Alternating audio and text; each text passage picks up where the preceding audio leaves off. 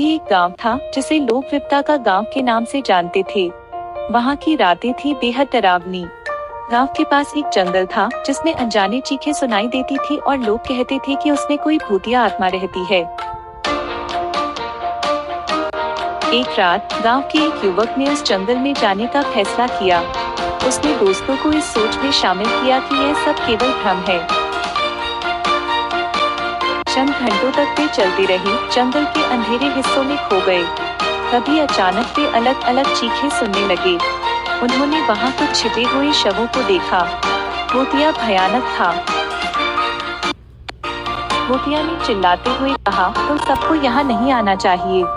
युवक और उसके दोस्त भागने लगे, पर भूतिया उन्हें अपने जाल में फंसा लिया। उस रात वे लोग गांव में वापस नहीं आए। गांव वाले उनकी खोज में निकले, पर उन्हें कहीं भी नहीं मिला।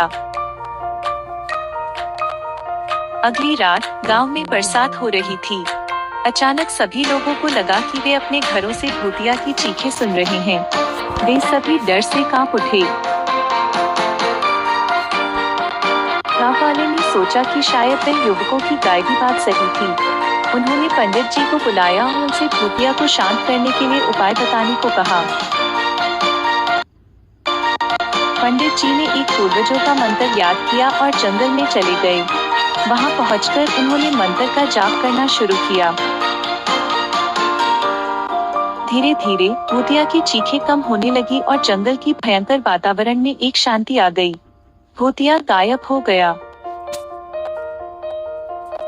वास्तविकता यह थी कि उस जंगल में कोई भूतिया नहीं था, बल्कि वहां कुछ बुरे लोग थे जो लोगों को डराने के लिए उस जंगल में झूल रहे थे। गांव वालों ने उस जंगल को साफ कर दिया और अब कोई भी वहां नहीं जाता। वह गांव अब शांतिपूर्ण था, पर उस अनजाने जंगल की कहानी आज भी लोगों के बीच गूंजती है।